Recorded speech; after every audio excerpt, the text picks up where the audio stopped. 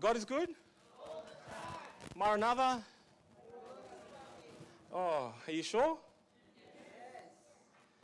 It's a blessing once again to be at church on the Sabbath. I don't know about you, but it's a little bit chilly here in Brisbane for me. It's cold in Mount Isa. It's freezing. We're so thankful. The family sends their love to the church. Thank you so much for the opportunity to come and fellowship with you. It's always a blessing to be here in Brisbane, Fijian. And also I'd like to take this time to thank Uncle Churchy for the words of welcome. I welcome you again into the house of worship this morning. And I pray that God will bless you. I want to speak this morning on a very important topic that is very close to my heart. And that is about the next generation. The reason why it's very close to my heart is because many times our focus is always been on this generation. Our focus has always been on this generation, hoping for a better generation. Our text is found, if you have your Bible, please turn with me to the book of Judges. Judges chapter 2. And I'll read from verse 6 down to verse 10. Our key text is Judges chapter 2 and in verse 10. But I'll start reading from verse 6 so we can have some context as we go into our study this morning.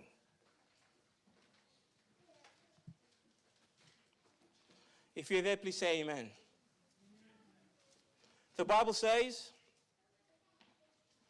after Joshua sent the people away, each of them of the tribes left to take the possession of the land allotted to them, and the Israelites served the Lord throughout the lifetime of Joshua. And the leaders who outlived him, those who had seen all the great things of the Lord, the great things that he had done for Israel. Joshua the son of Nun, the servant of the Lord, died at the age of 110. They buried him in the land he had been allotted at Timnath-Serah in the hill country of Ephraim, north of Mount Gash. After that generation died, another generation grew up who did not acknowledge the Lord or remember the mighty things he had done for Israel. As we read God's word this morning, I'm going to invite us please to bow our heads as we go to the throne room of God in prayer. Father in heaven, your words have been read. We invite you, Holy Spirit, to speak. As we open our hearts, let these words sit in its rightful place. This is our prayer. In Jesus' name. The next generation. The next generation the Bible highlights is there's a problem that is found. So this morning I want to ask you a personal question. And this is my personal question. What will remain when we are gone? What will remain, Brisbane Fijian SDA Church, when we're gone? In my current lifetime, I've seen many friends and loved ones that are gone. Our churches are slowly starting to miss our older generations that are now gone. So my question is, church family, what will remain when we are gone? I can tell you one thing that won't remain is the things that we own, or the houses that we built, or the positions that we hold here at church, or even the achievements that I pride myself having. What will remain, let me tell you what the simple answer is. What will remain is this. What is it? The next generation. The next generation is our children, our grandchildren, the young people that are sitting in this church today. One day they will become church leaders. One day they will carry the gospel. One day they will raise families of their own. And one day they will decide whether to continue in faith or this faith fades away. So this is where we find a problem.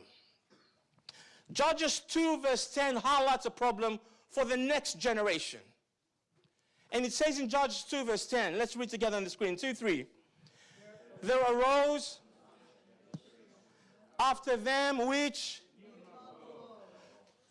did not know God. So Joshua walked with God. Everybody that lived with Joshua walked with God, and then Joshua died, and all people died, and the next generation rose up, and the Bible says, this generation did not know God. Is that a problem? It's a big problem when we don't think about this next generation. So my question is, how? How did it happen? How is it that the parents that saw the Jordan River cross raised children that did not know him? How is it that the people who marched around the walls of Jericho and they witnessed God's miracles raise a generation that wanders away from God and doesn't know him? How? You see, this is not the problem. The problem wasn't that they lacked information. True? The problem wasn't that they lacked information. They knew stories. They went to church, just like you guys. They knew history about the Seventh-day Adventist Church. They knew traditions and what we do and the style that we sing and what we wear. They knew all of this. So the problem wasn't because they lacked information. But somewhere between hearing about God and knowing about God, somewhere something was lost. And let me tell you something, church family, this morning it might feel like I'm stepping on a couple of toes. But the same danger exists today. You see, the next generation doesn't simply need our religion or our style of worship. The next generation needs our God. The next generation that is coming up after us don't just need our way of worship. They know the stories. The next generation needs our God. So the Bible continues to highlight the problem with this next generation. In Judges chapter 2 and in verse 10, the Bible says, there arose another generation after them which knew not the Lord. It's interesting that the Bible says that they never knew him. It doesn't say that they've never heard of him. The Bible says that this next generation never knew him. You see, there's a difference between knowing God and knowing God personally. Where do you sit today? Where do you sit this morning? Are you on the side of I know God, or are you on the side of knowing God personally? Because this is where the difference is. When the next generation comes into this church, it's either they know God or they don't know God at all. And we find ourselves with another generation that knew not the Lord. Many people know facts about Jesus. Yes? But they've never experienced him. We always ask the question every Sabbath, God is good, and the answer is? And all the time? But have you experienced it? Can you honestly say that God is good? Is that coming out of a place of experience because you know him personally, that Jesus Christ is good? Many people know about doctrine. Oh, we get so heavy in Sabbath school. We like to show how deep our theology is about Adventism. But we know all this, but we lack devotion. You see, many people know about religion, but they lack relationship. And this is what we find Israel. Israel is at a crossroads where everyone that followed God, everyone that saw God move, everyone that saw the mighty miracles of God have died. Another generation has come up now, and the Bible says that they didn't know God.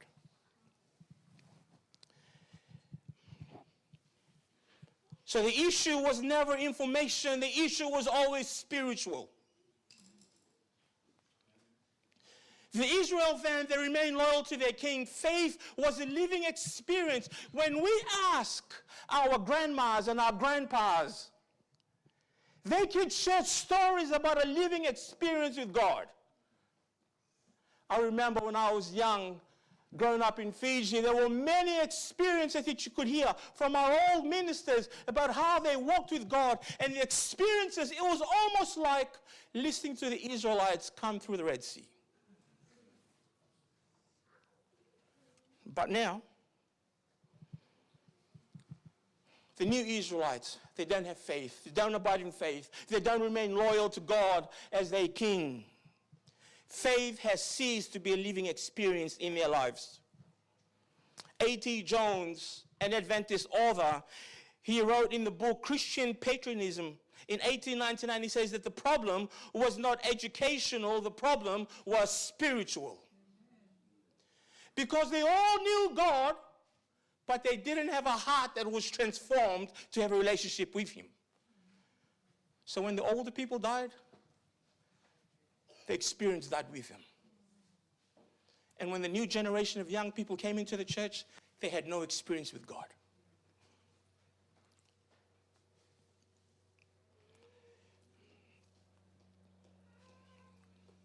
I'll give you an illustration. A person can know everything about swimming by reading. You can read about all styles of swimming, the strokes, the lengths. You can watch videos, you can study the techniques. But if you never enter the water, you do not know how to truly swim. You can read about it. That's like me reading about football. All the men here loves rugby. And all the men loves to commentate when we're watching a football game. We're very good at commentating. We know the rules. We read about it. We know everything about football. But it's not the same as when you're actually in the game. There's a difference about knowing information and practicing information. Likewise, many people know about God without truly experiencing him. Knowledge informs, but experience transforms. What do you see this morning, church family? What do you see this morning? Are you riding on knowledge? Is this your life? Is this the health check of your spiritual life? That you're riding in knowledge? I'm so knowledgeable. Or is your life riding on experience because your life is a life that is constantly transformed? James makes it very clear, and he says, let's read together. 2, 3.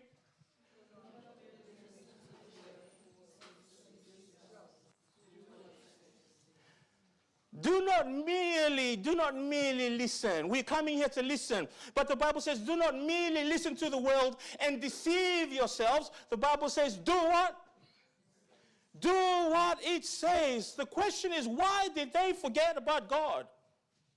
The reason why they forgot about God is because they stopped abiding in faith. Jesus says in John 15 verse 4, let's read together, 2, 3. Jesus says, abide in me and I in you. Verse 5 says, because apart from me, how much can you do? You can do nothing. So the next generation, the problem was that they didn't abide, they didn't have a relationship, they were not connected. So I want to say something to the church. Young people, faith is not maintained automatically. Just because mom and dad had faith doesn't mean you have faith. Just because mom and dad were faithful workers in the church doesn't mean that you're automatically going to have faith. No. Every generation must choose to walk with God. Your generation. Are you with me, young people? Every generation must choose to walk with God. Yesterday's experience, it cannot sustain your faith. Young people, I want you to think about this because you are the next generation.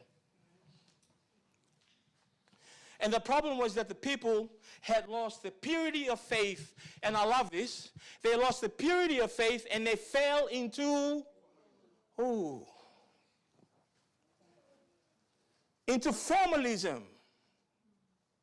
And formalism is this. They were still religious.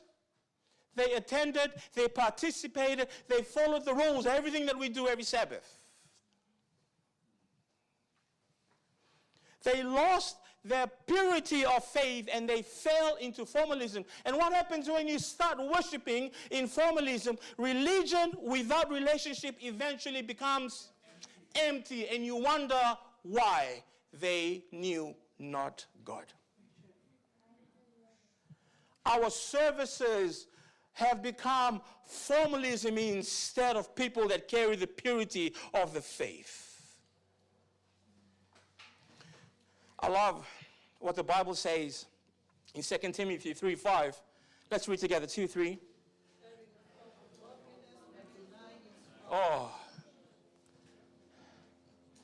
Having a form of godliness, but... So you see, this is the problem. When information doesn't transform, we have a religion that is filled with formalism, and formalism is a religion that loses its power. We have a form of godliness.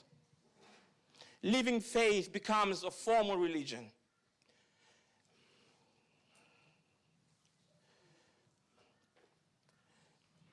Israel became increasingly like the other nations.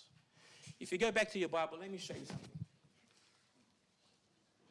Judges chapter 2. And we're reading from verse 11 down to verse 13. Judges 2, verse 11 down to verse 13. And if you're there, please say amen. Judges 2, verse 11 down to verse 13. The Bible says, the Israelites did evil in the Lord's sight and served the images of Baal. They abandoned the Lord, the God of their ancestors, who had brought them out of Egypt. They went after other gods, worshipping the gods, listen to this, of the people around them. And they angered the Lord. 13, they abandoned the Lord to serve Baal and the images of Ashtoreth. Israel became increasingly like the nations around them, and as a result, they stopped cultivating God's presence. Paul makes a very clear warning against us assimilating with the world. Paul says in Romans chapter 12, verse 2, be not conformed to this world. What is another word for the word conformed? Be like. Imitate, copy. The problem was Israel had started to see that what was happening out there was actually nice. So instead of worshiping God, they thought it's great. I like that idol. I like the way that they're worshiping out there. So they started assimilating that sort of worship, but Paul says, and it's very clear, do not conform yourself into this world. There's a strict line between God's people and the world.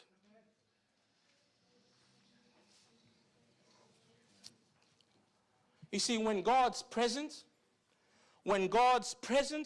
is absent in our lives, young people, let me tell you something, families. When God's presence is absent from our lives, culture becomes our teacher. When God's presence is empty from our lives, culture becomes our teacher. Let me show you culture. This is culture. Today's culture is discipling our children every day, and today's culture is social media, number one. Today's culture is music, number two. Today's culture is movies. Today's culture is our influencers and entertainment.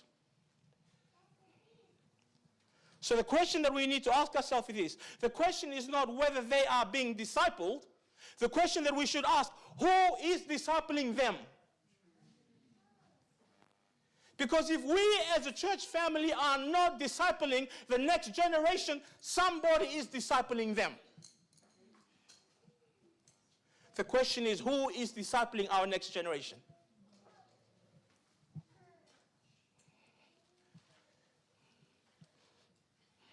If we don't disciple the next generation, then the culture around them will. That's why we find ourselves in this dilemma. In Judges chapter 2 and in verse 10, as the Bible continues on, they knew not the Lord nor his works. It's a sad place to be when you don't not only know God, but you don't know what he has done.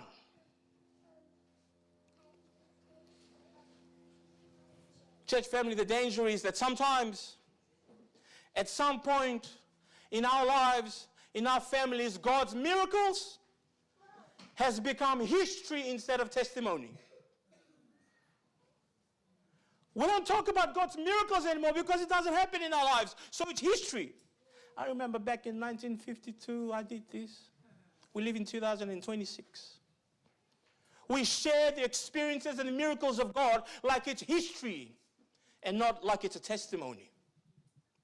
Well, we're supposed to be sharing the goodness of God. Where is that time during Sabbath school we'd stand up here and say the goodness of God this week has been great? I want to testify about the miracle that he did in my life. Because now that the stories that we're sharing are stories of history and not of testimony.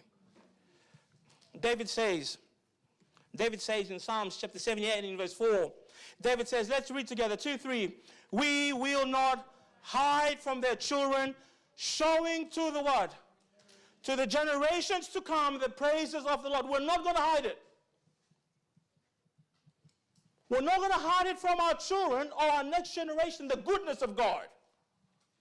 David goes on to say in Psalms 145 and in verse 4, he says, one generation shall praise thy works to another. God wants his goodness and his miracles in your lives to be spoken of from this generation to the next forever. God always intended faith to be shared from generation to generation. I'm going to say something to the parents this morning. Parents, you cannot save your children. Parents, you cannot save your children. But let me tell you something that we can do as parents. We are called to disciple them.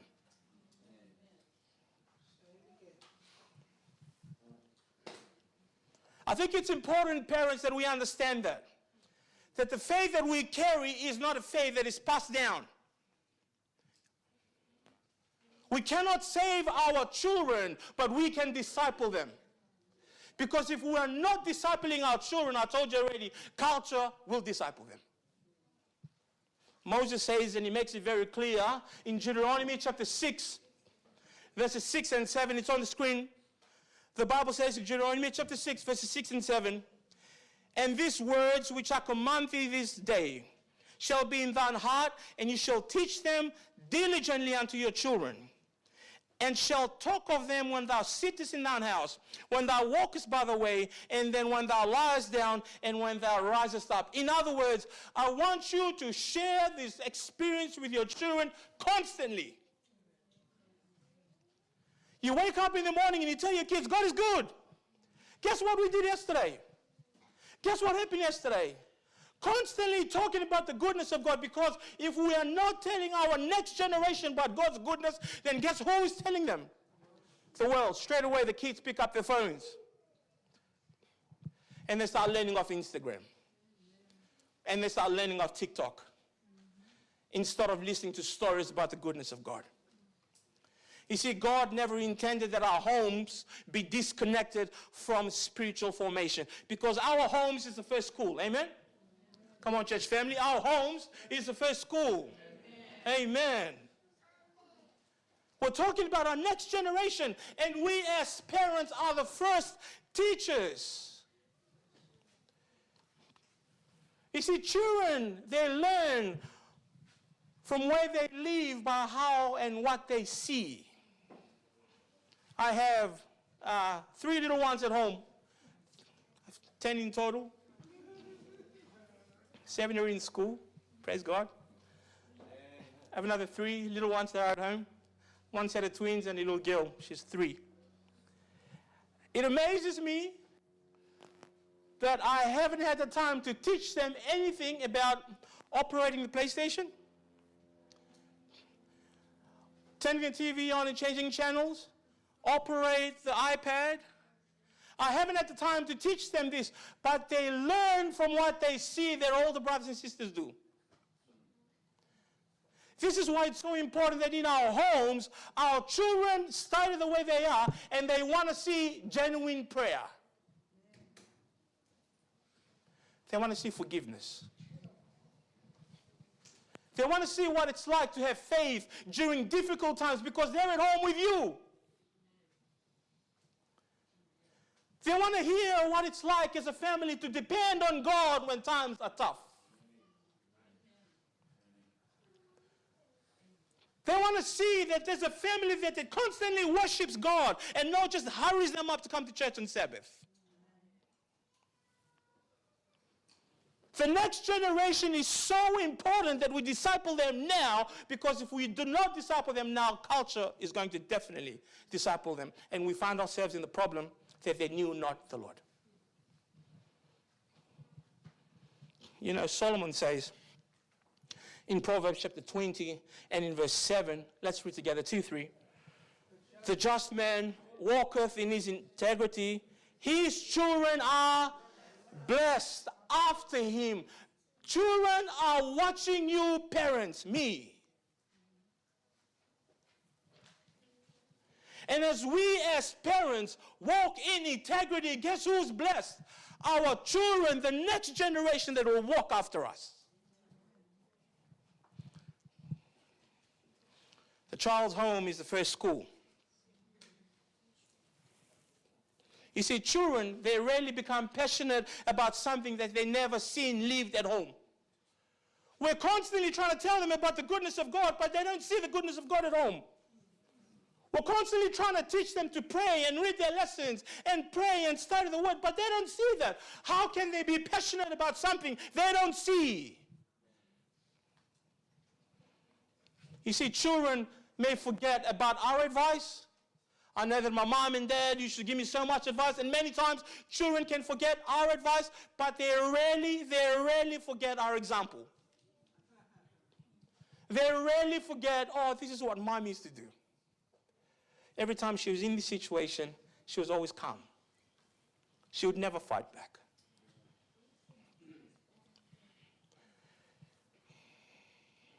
Parents must share their stories.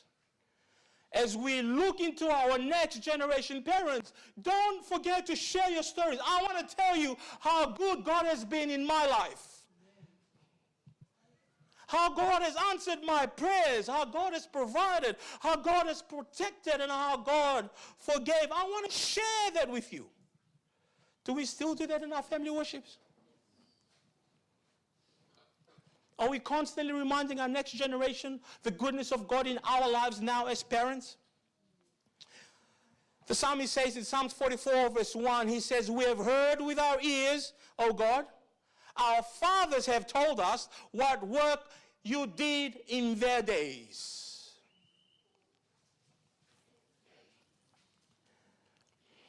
The next generation should not learn God's faithfulness from strangers. Did you hear me? Amen. The next generation should not learn God's faithfulness through strangers. They need to hear it from us. If we are discipling our children to learn what faithfulness is like by watching other people, then we are failing.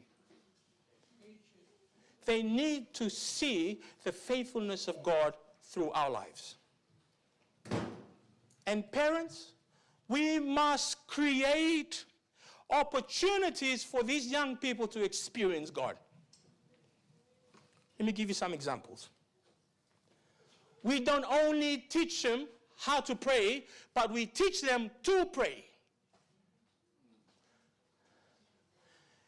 Many times when it's time to pray, we'll give it to mom or dad.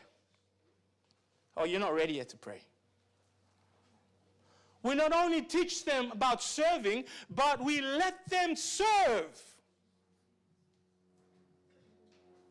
The next generation needs to experience God today.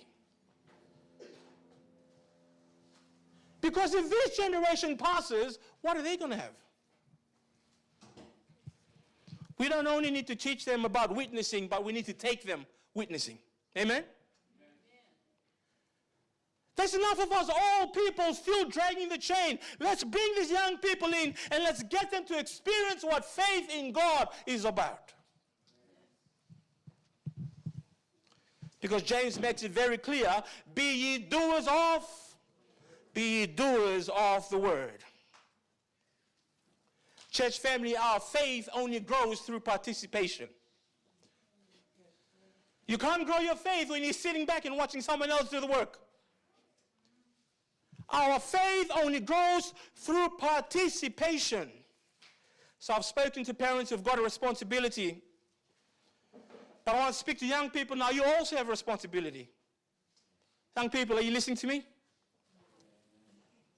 Young people, the next generation, you also have a responsibility. And your responsibility is spoken here in the book of Joshua, chapter 24, and in verse 15, where the Bible says, choose you this day. What does the Bible say? Whom will you serve? Listen to me, young people. You also have a decision to make and are responsible to make a decision for God now.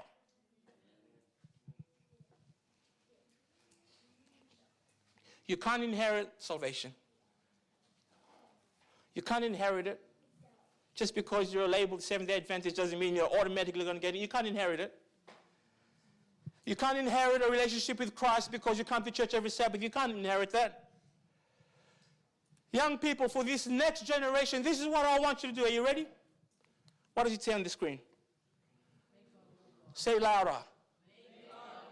Make God your God. For this next generation, I want you to make God yours. Not mom's, not dad's, not the elders, not the pastor, not the churches, yours. This is my God. Learn to love him. Learn to trust him. Learn to follow him.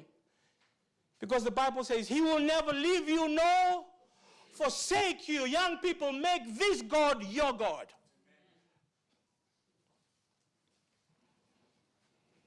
Jeremiah makes it very clear in Jeremiah 29 in verse 13, where he says, you shall seek me and find me when you search for me. How? When you search for me with all your heart. Young people, make God your God. He's not going to hide from you because the Bible says when you search for me, you will find me. Each person must know him personally. So young people, my challenge to you this morning is this. I want you to practice what you know. Many young people know many Bible stories, amen? Many young people know scriptures, some verses here and there. Many young people know some church teachings. But if you don't practice what you know, this is what happened. It will not be preserved.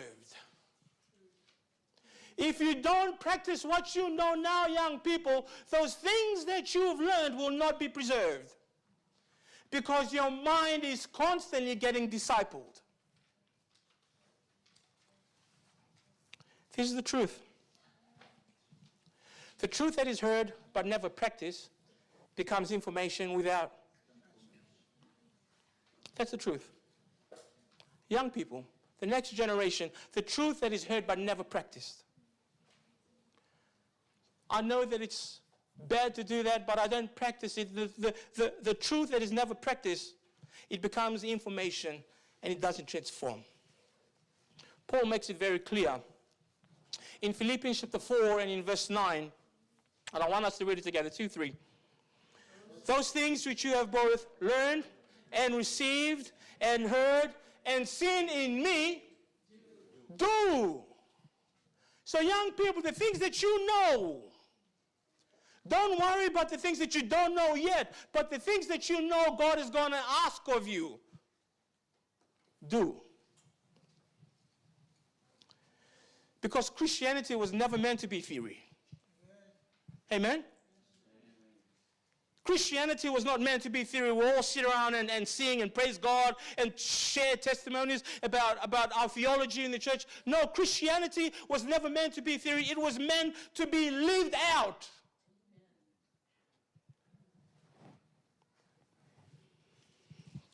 So young people, I want to tell you this. I want you to remember your Creator. Ecclesiastes chapter 12 and in verse 1. Next generation, I want you to remember this. The next generation, I want you to remember this. Remember now thy Creator when? In the days of your youth. Some people think that young people, some people think, no, look, I'll wait for mom and dad to give me a chance. No. The Bible says, remember God, thy Creator in the days of your youth, now. Not after school, not after uni, not when you finish jobs, not after retirement, now. So the next generation, make God your God now. I want to speak to the church now. The responsibility of us as a church. This is not just a family issue. This is not just a parent issue, a child issue. This is also an issue about the church, because the problem is the next generation knew not God. Let's talk about the church. In Titus chapter 2 and in verse 2 down to verse 8, the Bible speaks explicitly to us, church, family, this morning. Are you with me? Number 2, the Bible says, that the older man be sober-minded, dignified, temperate, sound in faith, in love, in endurance. Likewise, teach the older women to be reverent in the way they live, not to be slanderous or addicted to much wine, but to teach what is good. They then can urge the younger women to love their husbands and children, to be self-controlled and pure, to be busy at home, to be kind, to be subject to their husbands, so that no one will malign the word of God. Likewise, encourage the young man to be self-controlled in everything. Set them as an example by doing what is good. In your teachings, show integrity and seriousness and soundness of speech that cannot be condemned, so that those who oppose you may be ashamed, because they have nothing to say that is bad about us. Church, we have a duty. Parents have a duty, the next generation have a responsibility, but we as a church have a duty, and our church is we have to be mentoring our next generation today. If you're a member of the Brisbane Fijian church, I want you to think about, which young person am I mentoring? Which of these young people that are coming to church every day am I spending time to mentor for the next generation? Because let me tell you something, the strongest churches are not the churches that have the best buildings. The strongest churches is where the generations are walking together. The strongest churches is where we have the generation now and the next generation walking together. This is what the book of Titus is speaking about this morning. Church family, we've been encouraged. We'll be encouraged to look at our young people and start mentoring them. So what does the next generation need? Are you ready? What does the next generation need? Church family?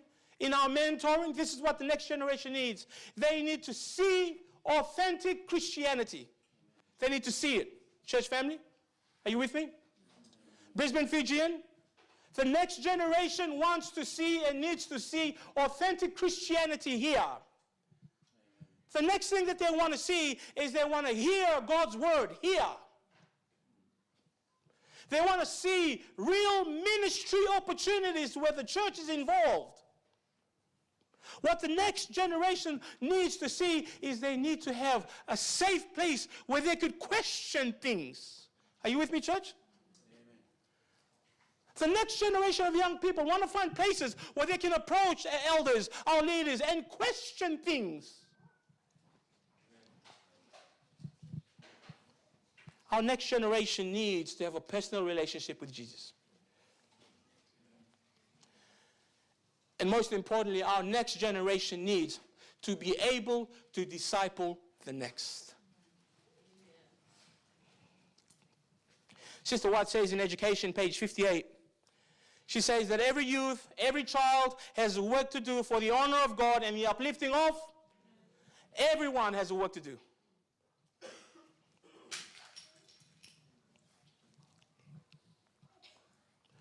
So as we bring it to a close, God asks every parent this morning. God asks every parent this morning. And the question is, let's read it together. What is God asking every parent this morning? What are your children seeing in you?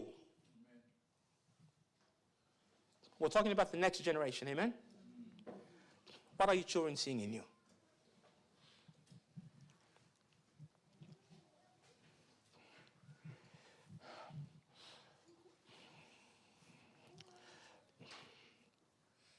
And today God asks every church member, who are you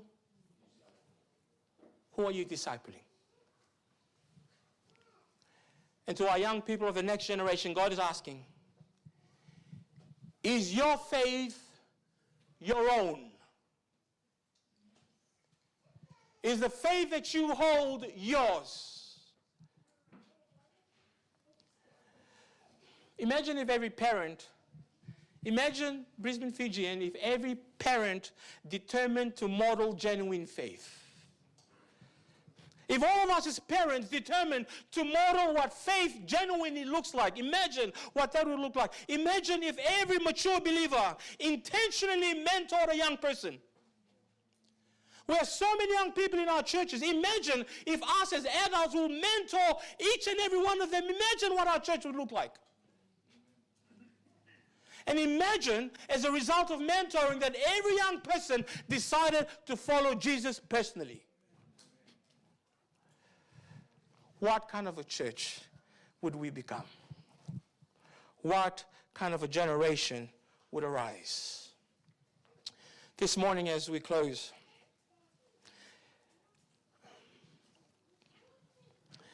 it is my prayer that as the next generation that arises, the next generation will not be a generation spoken of in Judges chapter 2, verse 10. May another generation rise up here in Brisbane, Fijian, that knows the Lord. May the next generation that grows into a generation that loves His word. May the next generation here stand for the truth. May the next generation be involved in serving for Christ. And may that generation pass the faith on and on again. So don't just leave the next generation at church family. Let's live in faith. Let's leave them a testimony, and let's help them to know Jesus. May God raise up a generation that truly knows him here at church. May God bless you. Naka.